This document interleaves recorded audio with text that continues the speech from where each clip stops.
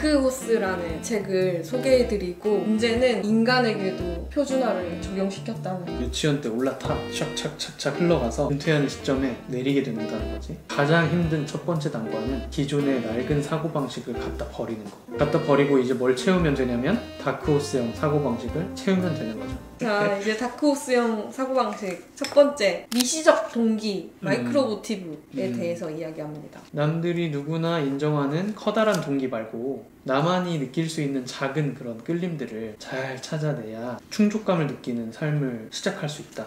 이런 얘기를 하는 것 같아요. 미시적 동기 깨닫기에서 소개된 코린이라는 한 분이 계시거든요. 대학교 신입 때 정치에 참여를 하면서 정치 쪽 일을 시작하게 된 거예요. 결국에 백악관 정치 담당자로 제안을 받을 만큼 일의 능력이 뛰어났다고 해요. 누가 보면 엄청난 커리어잖아요. 그렇죠. 정치 일보다는 정리할 때 충족감을 느끼는 것 같다라는 걸 깨닫고 현재는 정리 컨설턴트를 하고 있다고 하더라고요. 여기에서 등장하는 이 코린의 미시적 동기는 뭐냐면 물리적인 공간, 옷장, 책상, 사무실 정리, 집에서 근무하는 그런 워킹맘들의 집이자 사무실을 깔끔하게 정리를 해주고 일을 효율적으로 할 수 있게끔 공간을 재배치해주는 일을 컨설팅하는 거에 행복감을 느꼈다고 하더라고요.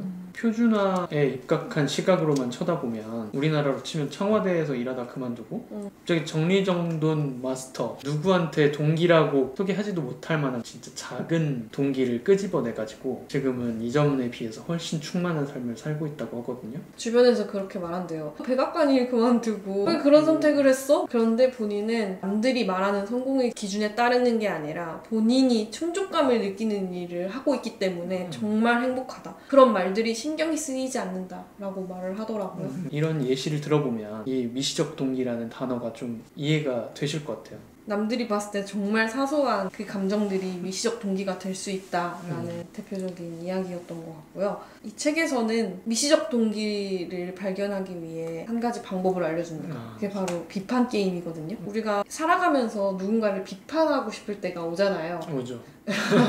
제가 뭐 피해를 받았거나 부당한 상황을 맞닥뜨렸을 때 누군가를 비판하게 되는데, 비판 게임은 3단계로 이루어져요. 첫 번째, 누군가를 비판하려고 하는 순간 그 순간을 의식하자. 두 번째, 상황을 비판하고 나에게 강하게 일어나는 그 감정을 이용해서 욕구를 찾아내래요. 세 번째, 그런 감정을 느끼게 되는 이유에 대해서 자문해보는 거. 예시로 이런 예시가 나오더라고요. 공원 경비원이 일하는 걸 보면서 야외에서 숲을 바라보면서 일하는 게 너무 부럽다. 근데 하루 종일 혼자 있는 건 좀 힘들 것 같아 라는 비판을 했다고 칩시다. 그러면 벌써 두 가지 미시적 동기를 알게 된 거죠. 자연에서 일하는 걸 좋아하거나, 그리고 혼자 일하는 것보다는 사람들이랑 어울려서 이렇게 함께 일하는 일을 선호하는구나 라는 그런 작은 동기들을 발견할 수 있다는 거예요. 저도 이 비판 게임을 알고 나서부터 누군가를 비판하려고 들 때 또는 어떠한 공간에 갔을 때 메타인지를 하게 되는 거예요. 그러니까 저를 객관화해서 바라보기 시작했거든요. 저의 미시적 동기 한번 적어봤거든요. 얘기해줘요? 알려주세요. 제 미시적 동기, 나는 남을 도와주는 일을 좋아한다. 순수한 영혼을 좋아한다. 최근에 저희가 소전서림에 갔을 때 느꼈던 미시적 동기는 나도 이 책이 주는 힘을 많은 사람들이 알았으면 좋겠고 그걸 전파하고 싶다. 그리고 책이 있는 공간에서 일을 하고 싶다. 이걸 느꼈어요. 그 다음은 작은 미시적 동기들을 지금 수집하고 있거든요. 제가 한 가지 착각했던 게 열망, 열정 이런 거를 찾아서 이거의 끝판왕이 돼야겠다 이 생각을 했었던 것 같아요. 예를 들어 재즈를 좋아한다면 이거를 파가지고 누구보다 더 좋아해야 된다라고 생각을 했는데 그게 아니고 작은 미시적 동기 레고 조각들을 하나하나씩 모아가지고 원하는 모양을 만들어내는 거구나. 이게 굳이 네모일 필요도 없고 동그라미일 필요도 없는 거예요. 내가 그냥 만들고 싶은 레고를 쌓아나가면 되는 거구나. 이거를 알게 됐어요.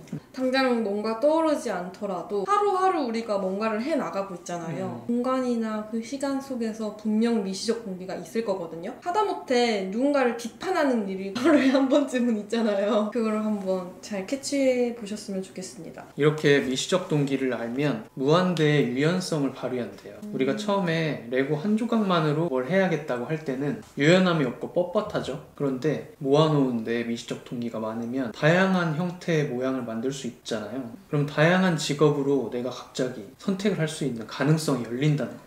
그래서 기회가 많이 찾아오기도 하겠네요. 이 길을 실패하거나 어긋났을 때 뚝 부러져 버리는 게 아니라 유연성을 발휘할 수 있는 상태가 된다. 그런 이유로 이 다크호스 4가지 사고방식에 가장 첫 번째로 이 미시적 동기 발견하기를 소개하고 있고 가장 중요하다고 해요. 이게 진짜 맞는 말 같아요. 저희처럼 충족감을 쫓지 않았던 학창시절 표준화된 시스템 안에서 태어난 저희 같은 사람들이 사다리 올라타! 하고 열심히 올라탔는데 갑자기 똑 떨어져가지고 지금 다시 그 레고 조각을 줍고 있는 상태거든요. 한편으로는 이런 생각도 들어요. 저 같은 피해자는 다시는 안 나왔으면 좋겠다. 한국을 살아가는 아이들에게 이런 방식의 교육을 강요하진 않았으면 좋겠다. 그런 미시적 동기도 생기더라고요. 저도 이 책에 나온 어떤 표현 중에 진짜 위로가 되고 좋았던 내용이 시행착오라는 표현이거든요. 우리 지금까지 살아온 공장 중심으로 발전한 이 표준화 시스템, 표준화 사회에서는 뭘 하나 잘못해 대학교 입학을 좀 미끄러지거나 재수하셨죠? 네. 저도 재수 3순위인데 네. 그 순간만큼은 좀 실패자 취급을 받는 경향이 있어요. 대학에서도 취업을 졸업 시즌에 바로 하지 못하고 1년, 2년 유예가 되면 사회적 낙오자처럼 취급이 되고 실제로 시기가 지나면 회사들에서 원하는 인재상에서 또 벗어나 버리거든요. 사다리에서 뚝 또 나가 떨어진 거죠. 이 책에서 그리고 앞으로 우리가 사고하게 될 다크호스형 사고 방식에서는 한 번 한 번의 실수가 실패가 아니라 시행착오라고 설명을 하고 있어요. 그런 시행착오가 여러 개 모여야만 내 미시적 동기를 더 파악을 많이 해서 내가 만들고 싶은 모양을 만들어 나갈 수 있다. 이제 다크호스형 사고방식 2번째입니다. 선택 분간하기. 이 챕터는 선택과 고르기를 분간해야 된다고 설명하거든요. 예를 들면 이런 거죠. 우리가 들어갈 대학을 선택한다고 착각하지만 합격한 몇 개 대학 중에 골라야 하는 거예요. 좁은 선택지 안에서 내 인생을 설계해야 되는 거잖아요. 그런데 이거는 레스토랑에서 메뉴를 고르는 거랑 비슷하고 우리가 해야 할 방향은 뭐냐면 오늘 뭘 해먹을지 선택하는 것부터 그래서 필요한 재료가 뭐인지 마트에 가서 직접 다 선택하는 삶을 살아야 한다. 그 2가지를 분명히 구분을 해야 한다 라고 설명을 하는 챕터거든요. 네. 그런데 자신만의 미시적 동기를 많이 모았을 때 선택이 최대로 활성화가 된대요. 왜 그러냐면 어떤 직업을 선택을 하려고 해도 우리가 얘기한 것처럼 나는 직장에서 생활하는 게 싫고 순수한 영혼들과 일하고 싶고 사장이 되고 싶고 조용한 곳이 좋고 독립적인 나만의 일을 하고 싶다는 미시적 동기를 끌어안았을 때는 전혀 생뚱맞은 군인이 되진 않을 거 아니에요. 위계질서가 싫은데 직장에 다시 들어가지도 않을 테고 남들이 봤을 때 우리가 회사를 그만둔 모습이 누군가에게는 되게 위험한 선택인 것 같고 맞아요. 말리고 싶은 선택이잖아요. 근데 우린 알잖아요. 우리는 오히려 회사에 있는 시간이 더 아깝고 회사에 있는 게 더 위험하다는 걸 알고 있잖아요. 맞아요. 정확해요. 네. 그래서 남들이나 기관이 이 사회가 골라준 몇 개에서 고르려고 하지 말고 이제 주체적으로 스스로 적극적인 선택을 하면서 살아나가자. 이 말이 공감이 되면서도 사실상 현실은 이렇지 못하다는 게 생각이 나서 좀 화가 났거든요. 저는 회사 입사를 지원을 할 때 크게 부서는 나눠지지만 정작 제가 어떤 팀에서 어떤 일을 하게 될지 알고 가는 사람들은 많지 않을 것 같아요. 대기업이나 제조 공장 일을 종사하시는 분들은 그럴 것 같거든요. 공무원도 비슷하죠. 몇 급 공무원 행정직으로 지원했다고 해도 어떤 팀에 가서 정확히 무슨 일을 할지는 결국은 알아서 골라주는 대로 딱 끼워 맞춰줘야 되는 수동적인 형태가 되는 거잖아요. 합격을 하고 출근을 했어요. 아, 나 이 직무가 안 맞다. 이거 며칠 안에 느낄 수 있거든요, 사실은.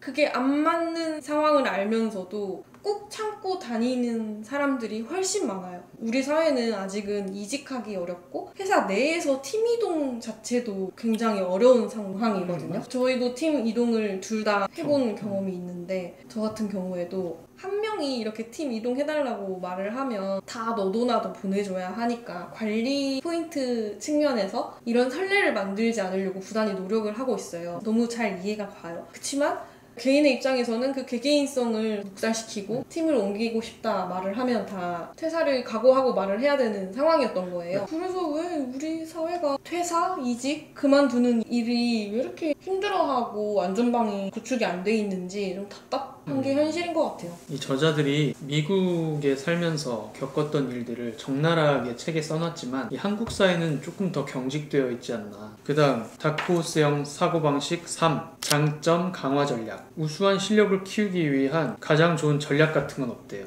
너한테 좋은 전략만 있을 뿐 아, 각자 개인이 다르다. 근데 장점은 앞서 설명한 미시적 동기와 성격이 굉장히 다르다고 해요. 미시적 동기 쉽게 알 수 있대요. 본능적인 거기 때문에. 예를 들면 이런 거예요. 나 오늘 피자가 너무 먹고 싶은데 피자 먹고 싶다. 배고파. 끝나고 피자 먹자. 이런 거. 그리고 이 책 너무 읽고 싶다. 이런 동기들은 감각적으로 우리가 스스로 파악할 수 있대. 근데 장점은 해보지 않으면 모른다. 내가 서핑보드를 잘한다. 프로그래밍 하는 코딩 능력이 있다. 결국은 해보지 않으면 모르는 거죠. 장점을 확인해볼 확실한 방법은 딱 한 가지밖에 없대요.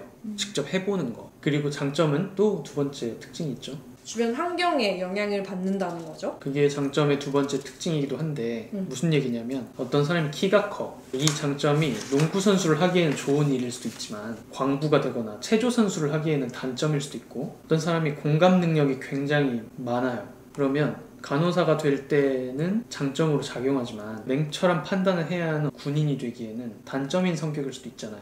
이렇게 자신이 가지고 있는 기질은 그대로 있지만 환경에 따라 이게 장점이 될 수도 단점이 될 수도 있다고 설명하면서 그런 이유로 우리는 우리의 이 가지고 있는 기질을 장점이 될 수 있는 환경으로 이동해야 한다. 그게 내 장점을 강화할 수 있는 전략이다. 이런 얘기를 이번 챕터에서 하고 있습니다. 모두가 개개인성을 가지고 있지만 다크호스들은 이 개개인성을 가지고 본인이 강점으로 바뀔 수 있는 환경을 선택한다. 이게 바로 강점을 강화하는 전략이라고 해요. 다크호스형 사고방식 네 번째, 목적지 무시하기입니다. 목적지가 아닌 목표를 추구하라 라는 파트거든요. 표준 공식에서는 목적지를 강요한다고 해요. 목적지와 목표가 어떤 차이가 있냐면 목적지는 이런 거예요. 노벨 문학상 타기, 사내 최고 영업사원 되기, 월드컵 우승하기. 목표는 출판사 마감일 전에 소설을 탈고하기, 다음번 축구 시합에서 이기기. 가 목표래요. 목표는 당장 구체적으로 행동으로 옮길 수 있다라는 특징이 있어요. 그에 반해 목적지는 외부 요인이 너무 많이 작용을 하기 때문에 언제나 의존적이다라고 설명을 하고 있어요. 표준 공식에서는 목적지를 의식하도록 강요합니다. 그에 반해 다크호스형 사고방식에서는 목적지를 무시해라라고 권하고 있습니다. 저는 이 부분을 읽고 생각나는데 저희 학창시절 초중고등학생 때 진로희망을 쓰는 칸이 있잖아요. 정부24에서 생활기록부를 열어볼 수 있더라고요. 그래서 최근에 열어봤는데 충격적이었어요. 초등학교 때부터 고등학교 1학년 때까지는 장래희망이 경찰이었고 고등학교 2학년 때부터는 경찰대예요. 인간 대학교가 됐어야 되는데 실패했네요. 네, 실패. 제가 물론 운동을 좋아하고 여자가 잘 못하는 직업을 갖는 게 좀 멋져 보였나 봐요. 진짜 웃긴 거는 네. 어릴 때 집에 도둑이 들어서 겁이 엄청 많아요. 누구를 뭐 쫓아가고 싶은 정의감도 별로 없을 뿐더러 갑자기 누가 나타나면 막 소리 지를 정도로 겁이 많거든요. 스스로 그런 걸 고민해볼 시간이 없었던 것 같아. 멋져 보이는 걸 썼다 그냥. 나 초등학교 때 장래희망 뭐였는지 알아? 외교관. 아 그래? 왜 썼어? 근데 웃긴 건 뭔지 알아? 지금도 외교관이 무슨 얘기인지 몰라.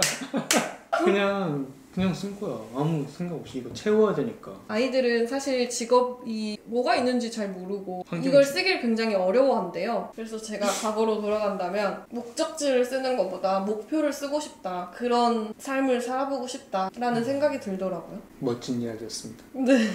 이 책에도 나오는 내용 중에 흥미있는 얘기가 있어요. 대다수 청소년들은 하고 싶은 일이 뭐냐는 질문을 받으면 거의 의무적으로 엔지니어요, 저널리스트요, 경찰이요, 뭐 외교관이요 이렇게 요즘엔 유튜버도 많대요. 유튜버요, 뭐 연예인이요 이렇게 얘기를 한대. 가족, 진로상담사, 교사들로부터 그 목적지를 알라고 강요받은 결과래요. 근데 유튜버라는 직업을 지금 적었다고 해도 20년 후에 유튜브 회사가 없어질 수도 있잖아요. 없어져. 그런 이유로 우리는 더 이상 이제 목적지를 의식하지 말고 눈앞에 할 수 있는 작은 목표들을 하나하나 실천해가면서 미시적 동기도 파악하고 내 장점도 알아가고 시행착오를 겪으면서 내가 충만할 수 있는 삶을 설계를 해야 된다. 이런 이야기인 거죠. 그렇게 했을 때 진짜 충족감 있는 삶을 살아갈 수 있을 것 같아요. 모든 사람이 다 그렇게 살아간다면 모두가 행복한 사회가 될 것 같거든요. 이렇게 해서 다크호스형 사고방식 4가지 다 알아봤고요. 그리고 나서 이 책의 244페이지에 점검이라는 부분이 나옵니다. 여기서 뭘 점검하냐면 서문에서도 밝혔듯이 이 책의 최우선적 용도 용도는 다크호스형 사고방식의 사용 설명서로 활용되는 거다. 여기까지만 읽어도 이제 설명서는 다 뗀 셈이다. 이제 당신은 표준화 계약이 자아상에 어떤 영향을 미치는지 드디어 알게 됐고 당신에게 다양한 삶의 가능성이 존재하는 것도 알게 됐다.